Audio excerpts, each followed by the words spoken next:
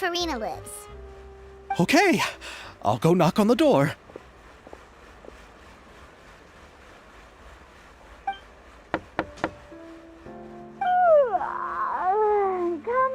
Coming.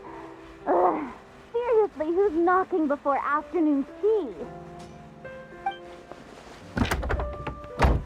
Huh? Who are you? Lady Farina, please allow me to introduce myself. I am Xavier, a film director. Hello. Oh, is that the traveler in Paimon I see behind you? And who's this?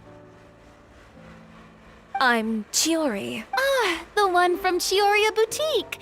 Hello. So, what are you all doing here? Do you need something? Did you just get up, Farina? It's already past noon, you know. Huh? Oh, Paimon means the weather is so nice in the afternoon and the sun is so warm. Just like how you make us feel. Sleeping in late is a really smart idea.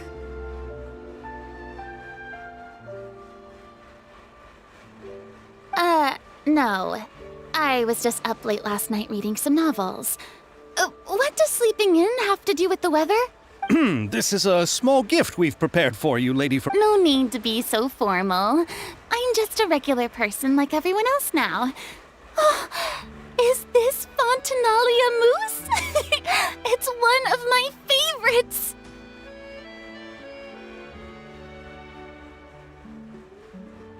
That's great! So, actually, there's something we need your help with. Given your renowned passion and understanding of drama, I would like to ask that you serve as the director of our film crew. Oh, but didn't you just say that you're a director?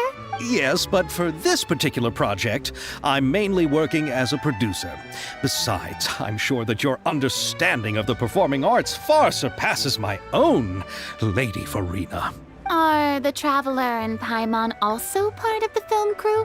Yep, we sure are. Paimon's the clapper loader and she's the camera operator. Camera operator? That can be a pretty technical job, and it directly affects the final quality of the film. Are you really up to it? No, I'm not questioning your abilities. It's just that I've never really seen you use a camera before. Maybe you can come up with a test for the Traveler and see for yourself. If she can satisfy you with her camera skills, then you'd have nothing to worry about and can join the team. You sure are getting better at rolling with the situation, Paimon. Oh, I do wish to see how skilled the Traveler really is with a camera. All right, how about this? We'll work with what we have.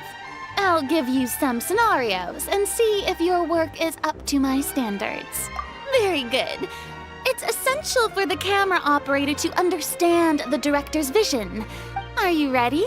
I have high standards, you know. Okay, grab the camera and I'll give you a scenario.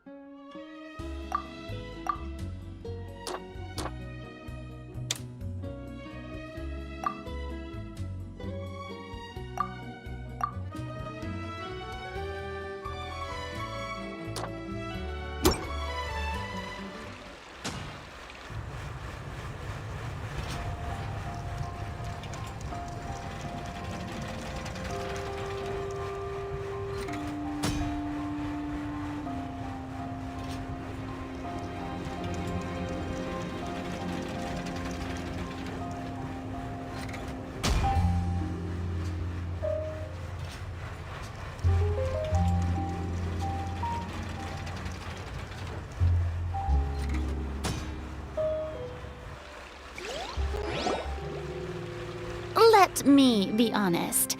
Do you really think you have what it takes to shoot a film? You put no thought into finding a good camera angle, and the characters weren't even in the shots.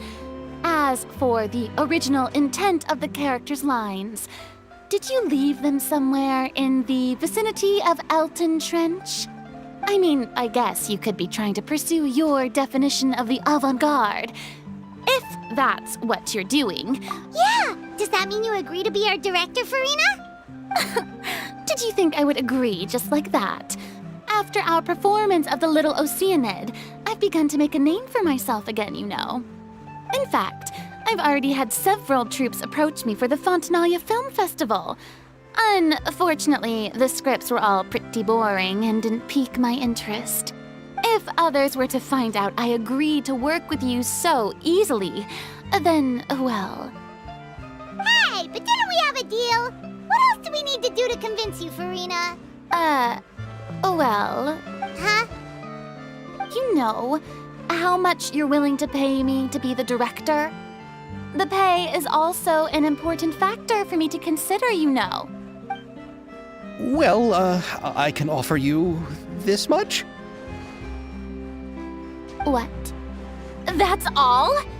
If Nervilat were to hear of this, he could charge you with underpaying your labor. I'm sorry, but our crew is in a tight financial spot at the moment. I see. Well, even though it's highly unlikely now that I'll join your crew, there's still something I'd like to ask. Exactly what film are you planning to make? Oh, our script is an adaptation of The Two Musketeers. Huh? Wait, you mean the suspense thriller novel that was a #1 bestseller? Oh, so Farina's read it too. Of course I read it. I've always had a keen interest in artistic works that strike a chord with the populace. I see. It all makes sense now. You must have used most of the budget to pay for the copyright. Not really. The novel's author transferred the copyright to me practically for free once he heard that I wanted to make a film adaptation of the story. The lack of budget is due to another issue. He probably just wants to get his name out there. So, Mora isn't the most important thing to him right now. It reminds me of a delivery courier who wears one of my designs while traveling all across Teyvat. I didn't charge her much for the outfit either. The exposure she provides for my brand is well worth it. So, are you a big fan of this story, Farina? Well, it's all right. The pacing of the story is good, but the character relationships could use some work. When I was reading it before, I always felt like some things were left on a rather unsatisfactory note.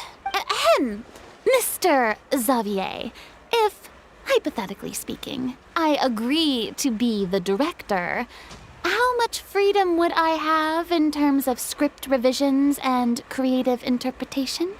Oh, as much freedom as you would need. I wouldn't dare doubt the tastes of Fontaine's greatest star.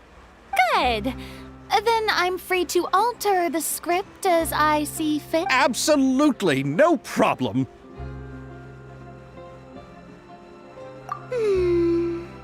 All right. It seems that your crew really can't go on without my care and direction. So, you agree? Yes, I agree. Although the pay is well below what someone of my caliber deserves. A great script calls for a great director. I mustn't let a perfectly good story be ruined due to lack of funds. Oh, Hydro Archon above! I'm not dreaming, am I? Somebody pinch me. There's no more Hydro Archon, you know. And it's still a little early to celebrate. There's a lot that goes into shooting a film. Although the trickiest tasks of finalizing the script and casting the actors have already been taken care of, we'll still need to reserve filming locations. Not to say set up lighting and props. And by the way, since we'll be filming The Two Musketeers, we'll need to find an action choreographer. Ideally, a professional who has actual experience with muskets. Yes, I've thought about this as well. I was hoping that you might know someone who could handle the job. Me? If this was before, I could have simply asked Glorand. But it's already been some time since I last talked to her. Navia can also use firearms, but unfortunately, her style is quite different from that of the characters in the story. Could we ask the Special Security and Surveillance Patrol? Oh, you mean the Special Patrol's musketeers? Yes, that's right.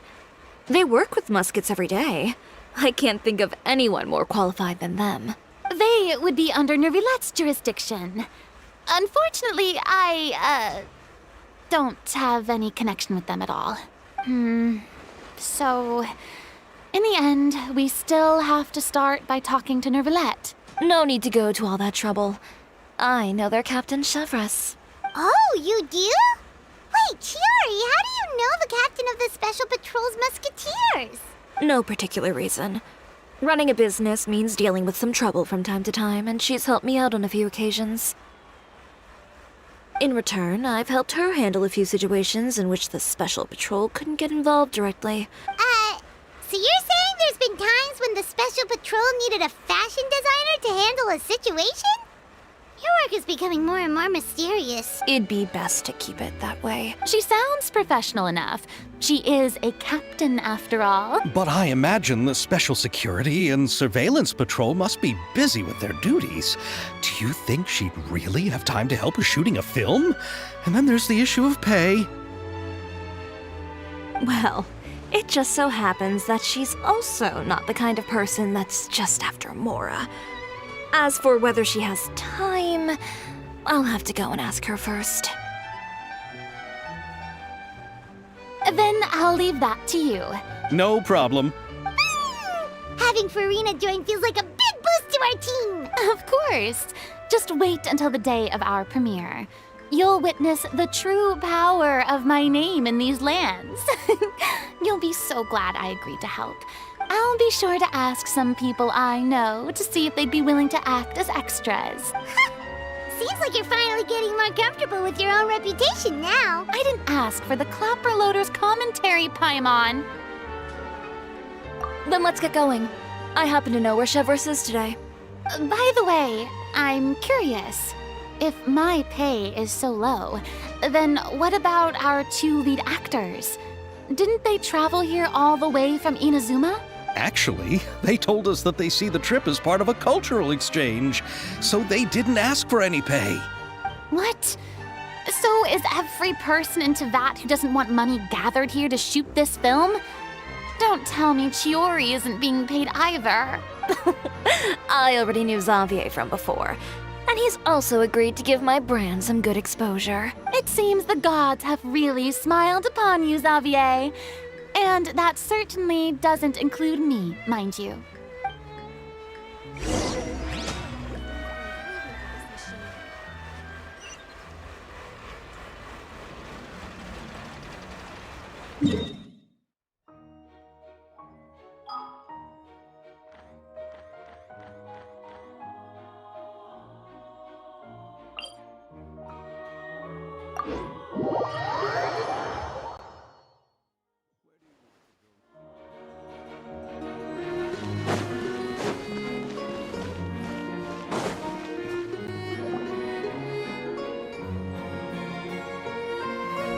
All right, this is the place.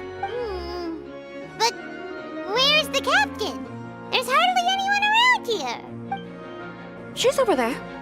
The one with an eye patch reading in front of the newsstand. Oh, her! Paimon could tell there was something different about her. She seems kinda intimidating. Please wait here for a moment. I'll go fetch her. She's working now, so you might not want to get in her way. Working? But isn't she just standing there and reading a novel? Just trust me. Oh, alright, let's see what happens then. Chiori sure is a mysterious person. She claims just to be a fashion designer, but she knows all these powerful people. The court of Fontaine isn't particularly tolerant of visitors from overseas, so it isn't easy for a foreigner to promote their brand here. Even more so in the competitive world of fashion. Even a local like me just trying to make a film has to face all kinds of challenges. So I can only imagine what Chiori has been through to get where she is today. I'm sure that having more connections has definitely worked in her favor. Reading on the job? Detective novel. One main character? No. Multiple. Branching storylines. I see.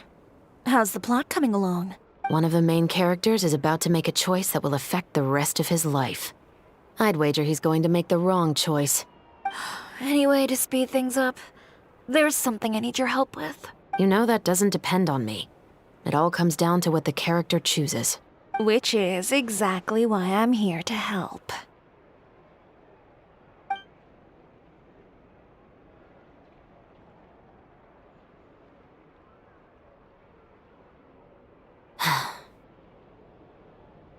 All right. It appears he made the wrong choice in the end. Halt! Huh? What's going on? Hand over whatever you're holding. Oh, it's just a book. I didn't buy anything else. Then I'm sure you wouldn't mind letting me have a look. Excuse me, officer. I don't mind you standing around here, not purchasing anything, but I'd prefer if you didn't disturb my customers. Don't give me that act. You won't be able to get off so easily either. I am Shavraz, captain of Fontaine's Special Security and Surveillance Patrol. I will say this one last time. Hand over whatever you're holding at once. And before you do anything unwise, let me remind you that I'll have you on the ground before you can even think about making a run for it. All right. I'll give it to you. But please let me say something first. If there's any contraband in that book, then the shopkeeper here is the one who slipped it in. I don't have anything to do with this. Why, you trying to leave me on the hook, huh? You were the one who said you wanted it. Save it for the interrogation room. Take them away, Letelier.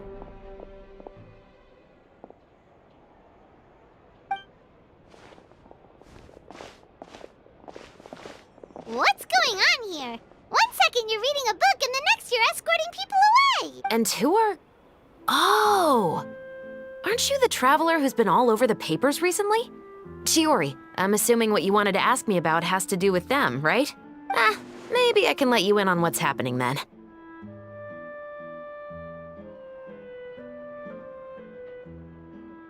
Now that Vacher has been brought to justice, no new shipments of synth will be made and distributed to sellers.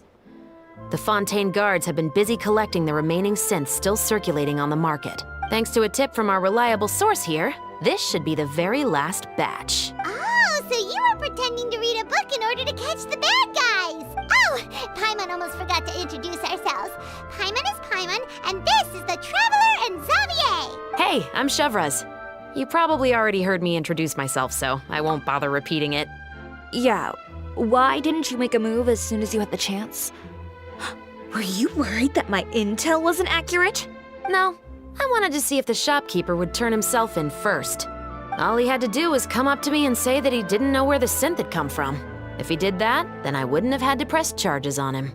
He had the whole day to turn the synth over to Shavraz. But instead, the moment I came up and blocked Shavraz's line of sight, he took the opportunity to sell it off. Yep, he made the wrong choice, even though the right choice was right there in front of him. But you knew they wouldn't make the right choice. Yeah, I knew. I was just hoping I'd be wrong for once. Enough about that, though. What did you want to ask me about? Oh, you see, it's like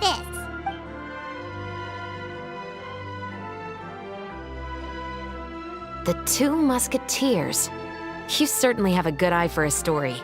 So what do you need me to do? Just be the action choreographer for the actors? Yes, that's right. I want to make sure we get all the details right. I want the actor's posture and understanding of firearms to be as realistic as possible. However, I'm afraid this work will require a bit of your time, since you'll have to be present whenever we're filming. Also, as for the pay... No need to say any more. I'll join. Huh? Just like that? Really? You're willing to help us with our humble film project? Sure, it's no big deal. As I said, we've wrapped up our investigation here, so I don't have any other tasks on my plate for the moment. Besides, I personally really like this novel. I even have the collector's edition at home. Then we've got a deal? Yes, I'll see you on set tomorrow. Oh my! I can hardly believe it! I should tell Lady Farina immediately. Oh, and I must tell the prop manager and lighting technician to get everything ready. We start filming tomorrow! Calm down, Xavier. The film is going to take more than just a day to finish. Still, I should also head back now and start preparing the actors' costumes and makeup. Alright, guess that's it for today then. Traveler, Paimon, please stay for a moment. I have something to tell you. Then I'll take Xavier back. Poor thing. He's so excited that he can't even walk straight anymore. I don't want to spend our first day fishing our producer out of the fountain. Yep, see you tomorrow.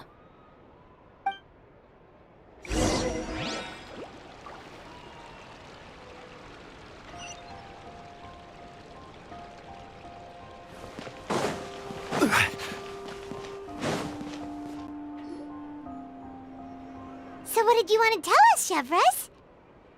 Have you read The Two Musketeers? The story is about a pair of children born into the household of a baron and their struggle to survive together and take revenge for their mother.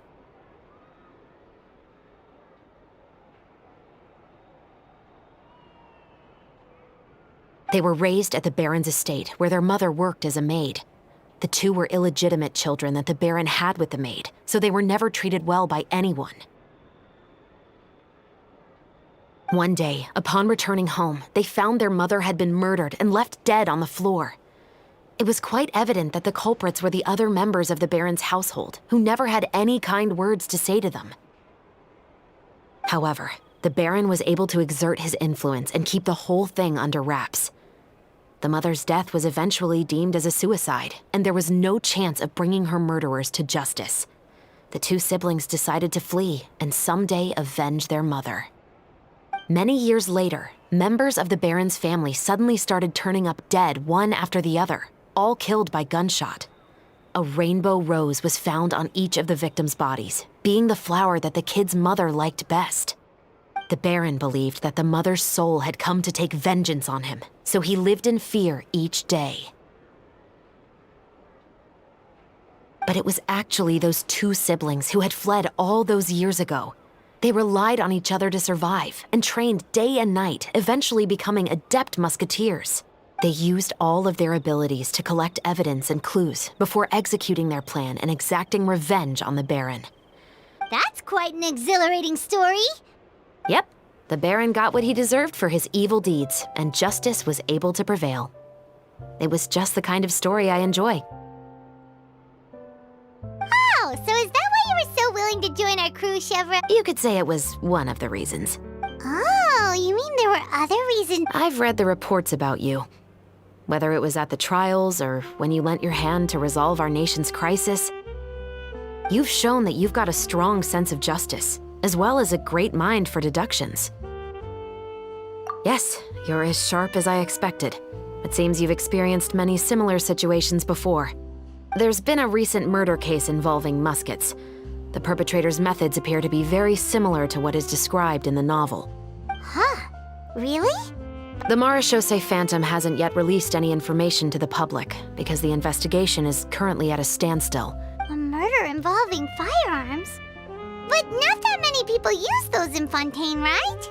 Impossible. We perform a routine inspection of our firearms and ammo reserves every day. If one of the weapons had been fired, it would stick out like a sore thumb. Besides, I trust the members of my platoon. However... well, that's all I can disclose about the case today. Huh? What do you mean? I hope you all can go back and get some shut-eye. You can decide tomorrow whether or not you'd like to join the investigation with me. I'm aware this might not be the ideal time to add more to your plate, but the more capable people we have, the better the chances that justice will prevail. Carrying out investigations isn't actually supposed to be our responsibility. Our job is to apprehend the perpetrators. Finding them is really up to the Marechaussee Phantom. You could say I'm taking part in the investigation out of personal interest. I don't want people to see muskets in a negative way. You mean they might be connected somehow? I suspect so. Just to make myself clear, this is not an order, nor is it a deal of any kind. It's a request, nothing more. If you two have any interest in the case after we finish filming tomorrow and are willing to assist me, then I would be most grateful. What do you think, Traveler? Yeah, you're right. You'd better head back and get some rest. It's good to keep a calm mind, especially when you're about to make an important decision. Otherwise, when the moment comes, you might end up like that shopkeeper and not even realize that the right choice is right there in front of you.